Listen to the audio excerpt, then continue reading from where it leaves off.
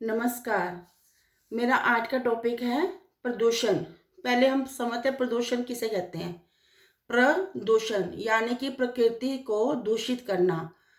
हमारा आज का जो समाज है, मनुष्य है, वो इतना लालची हो गया, इतना अंधा हो गया कि एक्सपेरिमेंट कर करके उसने अपने ही पैर पर कुल्हाड़ी मार दी और प्रकृति को दूषित करना शुरू कर दिया। अब हम सोचेंगे प्रकृति दूषित कैसे हुई। वो वायु प्रदूषण से, ध्वनि प्रदूषण से, अग्नि प्रदूषण, आकाश सब, और हमारा जो वातावरण है आजकल का, ये सारा दूषित हो गया। प्रकृति यानी कि प्रकृति को सुंदर बनाने की जगह हमने दूषित कर दिया, गंदगी फैला दी। तो मनुष्य की ये जो चीजें हैं कुछ, ये मनुष्य के खुद के ऊपर ही भारी पड़ रही हैं।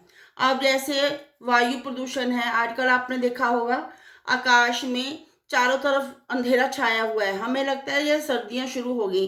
एक्चुअली में ये सर्दियों की जगह जो हम आग जला जला कर धुआं इकट्ठा करते हैं, ये धुएं का गुबार इकट्ठा हुआ हुआ है। इससे क्या हो रहा है, हमारी जो त्वचा है, आंखें हैं, सांस लेने में तकलीफ है, ये सारी चीजें बहुत जोर से हो रही है और कईयों को तो स्किन कैंसर तक हो जाता है। ये इतना खतरनाक जो धुआं है, इसने सारे धरती के ऊपर अपना विनाश शुरू कर दिया है। क्योंकि हमें सांस लेने में प्रॉब्लम आ रही है, हम घर से बाहर नहीं निकल सकते, और छोटे बच्चों से लेकर बुजुर्गों तक तो ये बहुत बड़ा ही जो है बड़ा खतरा माना जाता है।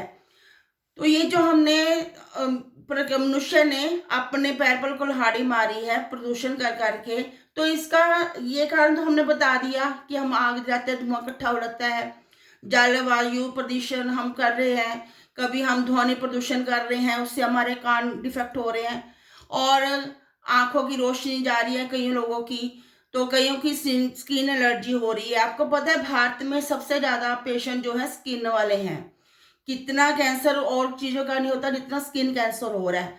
तो ये सारा कुछ जो वातावरण आजकल फैल रहा है गंदगी का, ये चारों तरफ जो है हमने अपने आप को ही दूषित कर रखा है। प्रकृति जो है मानो हमसे रूठ गई है। प्रकृति ने हमें हरियाली दी, खाने पीने को अच्छा दिया, लेकिन हम उसी प्रकृति का निरादर कर रहे हैं। तो सोचने की बात यह है कि अब ये जो हो रहा है इसको हम कैसे रोकें। पहले तो हमको पता है कि हम आग जलाते हैं, वो धुआं इकट्ठा हो जाता है, क्योंकि अगर हम बारिश नहीं होगी तो ये वो धुआं ऐसे ही बना रहेगा।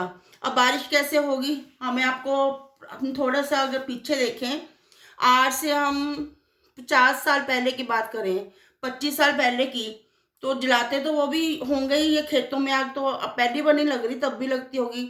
लेकिन क्या कारण था कि तब हमारे पास धुआं इतना इतना इकट्ठा नहीं होता था जितना आज इतना पोल्यूशन बढ़ गया। उसके कई रीजन है, थोड़ा थोड़ा मैं शॉर्टकट बताऊंगी क्योंकि वीडियो बहुत लंबी हो जाएगी। सबसे पहले रीजन तो है कि तब हमारे पास गाड़ियां कम थी, तो अब हर एक बंदे के पास अपनी एक व्हीकल है, उसका धुआं इकट्ठा हो रहा है। दूसरा कि हम आग जलाते हैं पराली, तो वो खेतों में पूरी तरह इतनी जलती नहीं है कि ऊपर तक पहुंच जाती है, धुआं इकट्ठा हो जाता है। तीसरा तो यह है कि सबसे पहले कि हम प्राचीन काल में घर घर में हवन करते थे, छोटा लघु हवन बोलते हैं जिसको। एक तो बड़ा बड़ा यज्ञ होता था, एक लघु हवन होता था, वो हर एक घर के भीतर होता था। तो वो जो अग्नि थी ना, उसको हम जब घी घी देसी घी डालते थे, वनस्पतियां डालते थे, तो वो वनस्पतियां ही उस वायु को दूषित होने से बचा लेती थी।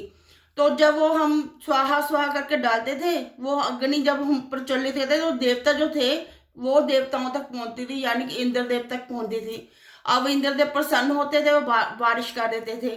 लेकिन आजकल अगर मैं ये बात बोलूंगी तो लोग कहेंगे ले, ये इंद्र देवता के पास कैसे चलेगी। लेकिन ये आप करके देखना कि हम जो धुआं है, वो कहते हैं जहर को जहर काटता है, तो धुआं को धुआं ही रोक सकता है। अब अगर हम सांस लेने की प्रॉब्लम आ रही है, लेकिन आपने कभी देखा होगा कि हवन हम करते हैं उसको हम कभी सांस की तकलीफ नहीं होती, बल्कि हमारी जो फेफड़े वगैरह है उनको एक एनर्जी मिलती है, एक शक्ति मिलती है, क्योंकि उसकी जो सुगंध होती है वो हमारे नाक राही अंदर जाती है। लेकिन ये जो धुआं है, ये अगर सांस में एक बार चला गया तो हमारे लंग्स हैं वो काम करना बंद कर देते हैं, सांस की प्रॉब्लम होती है, अस्थमा हो जाता है, बहुत भयानक भयानक बीमारियां होती हैं। तो इसको रोकने के, अगर हम इस कैटेगरी में आगे, मान लो आसपास का आपका माहौल ऐसा है, आपको सूर्यदेव का दर्शन नहीं हो रहे, वायु है, तो घर से जब निकलें तो प्रिकॉशंस क्या है वो हम कर सकते हैं। जैसे घर घर से निकले, मास्क लगा के निकले, पूरा चेहरा ढक कर निकले, आंखों पर आप स्पेक्स लगा सकते हो, और जाने से पहले अपना जो हाथ पैर है इसके ऊपर अच्छी तरह आप कुछ तेल वगैरह लगा सकते हो। और खाने पीने में थोड़ी प्रिकॉशंस रखनी पड़ेंगी। तुलसी ज़्यादा ग्रहण करें, सौंफ, तुलसी, इसका काढ़ा पीते रहें, और कम से कम बाहर निकलने की कोशिश करें। अगर आप सुबह मॉर्निंग वॉक भी जा रहे हैं तो पहले देखो माहौल, आपको लगा कि नहीं ज़्यादा धुआं है तो घर में ही एक्सरसाइज कर ले। मॉर्निंग वॉक आप दिन में भी, जब सूरज निकले तब भी आप स्किप कर सकते हैं, कहने का मतलब मॉर्निंग वॉक।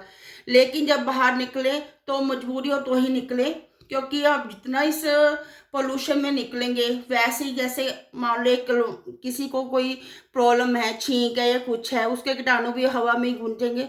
तो आप अपने आप को कैसे बचा सकते हैं कि घर से निकले तो अपनी खाने पीने की पानी पीते रहें, गर्म पानी हो सके नॉर्मल ही पिए, क्योंकि कईयों को गर्म पानी नहीं भी सूट करता।